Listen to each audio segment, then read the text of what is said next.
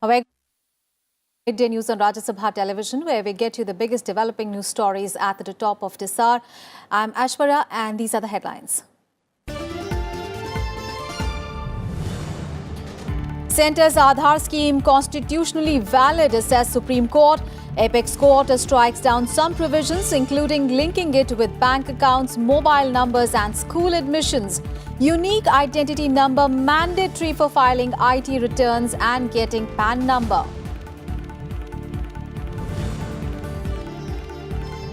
Supreme Court refuses to refer to larger bench its 2006 decision on quota benefits for SC/ST employees in promotions. Also says states need not collect quantifiable data on the backwardness of community to give quota in promotions.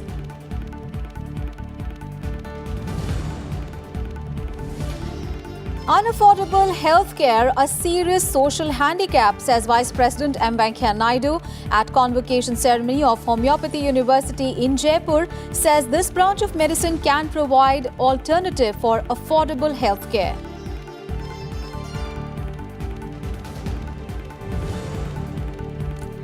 India's economy continues on a robust growth path, says the Asian Development Bank. Maintains growth forecast for current fiscal at 7.3%. Cites consolidation of India's growth rebound among reasons for stable growth across most of developing Asia.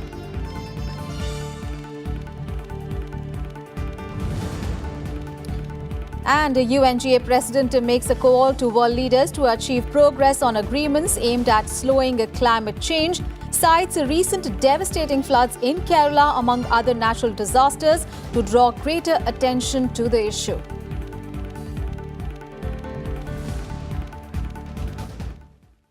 The biggest story this afternoon, the Supreme Court has declared the Aadhaar scheme as constitutionally valid. However, it struck down some of its provisions, including its linking with the bank accounts, mobile phones and school admissions.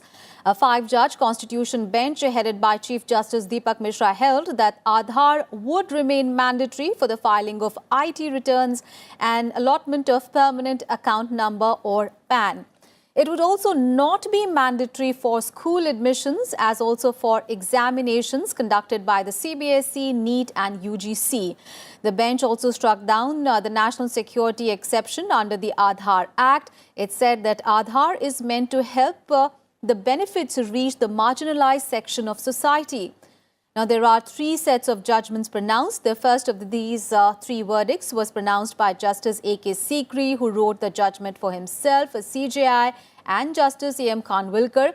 Justice Sikri struck down Section 57 of the Aadhaar Act, permitting private entities to avail Aadhaar data, and ruled that Aadhaar authentication data cannot be stored for more than 6 months. The Apex Court also upheld the passing of Aadhaar bill as a money bill by the Lok Sabha. It said that there is nothing in the Aadhaar Act that violates rights to privacy of an individual. It also said that there is no possibility of obtaining a duplicate Aadhaar card.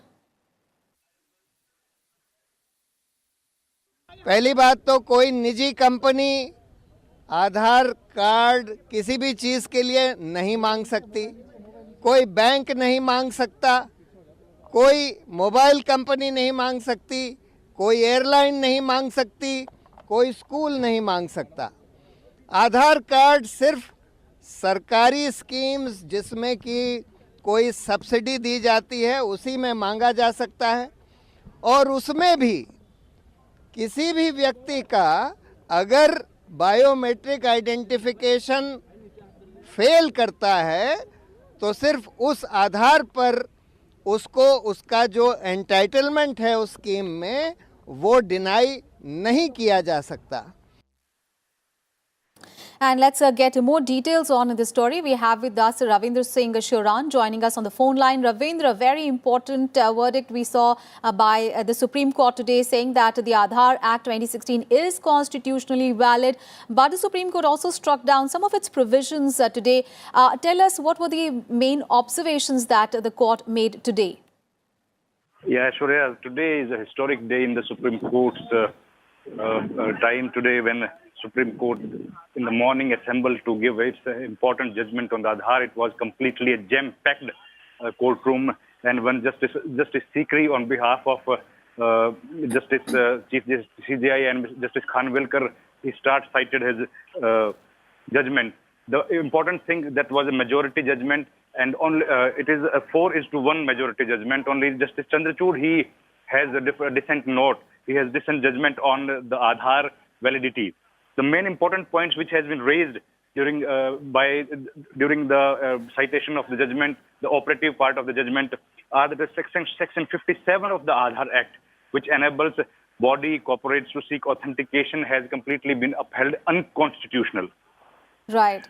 So the section 139AA of the Aadhaar Act, which held the mandate linking of Aadhaar with PAN, will remain. It is the IT Act of 139AA. Aadhaar cannot be, as you told, mandatory for mobile connections, and DOT notification to that effect remains unconstitutional. Right. Also, the school admissions cannot be based on the the school can't demand Aadhaar card at the time of giving admission to the wards in the school, as the Supreme Court has clearly mentioned that this is not a favor which is being done by the schools to the students, and this is the right of every student to take admission in the school. Right. It's a very important ruling by the Supreme Court today, Apex Court, saying that a person's rights cannot be denied on the ground of lack of a unique ID. And the BJP has reacted to the Aadhaar verdict, saying that we see it as a big victory of the Modi government.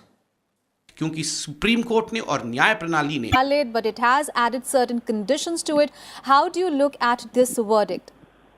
I would say this verdict was awaited for a very long time.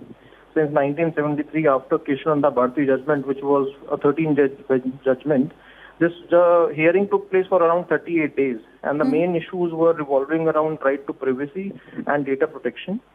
And the judgment became more important after the Supreme Court recognized last year, qua the 9-court judge bench, that right to privacy will form the part of fundamental rights. Now, when Supreme Court now with this verdict saying that the Aadhaar card or the Aadhaar Act is absolutely constitutionally valid, I would say it would be definitely a new turn to the aspect of right to privacy, because Supreme Court is nowhere saying that privacy is not an important right. But Supreme Court in the judgment goes on to say that Aadhaar Act will per se will not be violating the right to privacy of the individuals. So Supreme Court, of course, as we all have been discussing, with respect to the PAN card, Supreme Court have categorically stated that PAN card linking the Aadhaar number to PAN card will be allowed and which can be made mandatory with PAN card and for filing the ITR. With the other aspects, such as with respect to the school details of children giving it to the schools, or with respect to telephone companies, private telephone companies requiring it, or any other private companies requiring it, it is not mandatory. One important observation came from Justice Chandrachud regarding the introduction of this Aadhaar Act as a money bill. Yes. So I would say that is a very interesting observation, because Justice Chandrachud says that there was no requirement of introducing this Aadhaar Act as a money bill, because the government introduced it in the Lok Sabha as a money bill, which was a deviation as per Justice Chandrachud, who had given a judgment, and which should not have been allowed as per. And somebody said that this Supreme Court has said that Aadhaar Act and the data in the Aadhaar Act is absolutely safe. I don't think so. That is an observation. Supreme Court has said that for the protection of marginalized section of the society, it is required that the Aadhaar Act, since it will provide benefit to the people, even though there are certain chances that data can be misused, but that those demerits or the merits outweighs the demerits in such case for the marginalized section of the people. Absolutely. Thank you so much, Advocate Singh, for joining us this afternoon and sharing your perspective on that big story. And the Supreme Court has also refused to refer to a 7-judge larger bench its 2006 verdict on the quota benefits for SC/ST employees in promotions. In a unanimous decision, the 5-judge Constitution bench also clarified that states need not collect quantifiable data on backwardness of SC/ST for giving quota in job promotion to the SC/ST employees. The court's verdict came on petitions seeking that a 7-judge bench reconsider the court's 2006 judgment, which had put conditions for granting quota benefits in job promotions for the SC/ST employees. The court, however, did not comment on 2 other conditions in the 2006 verdict dealing with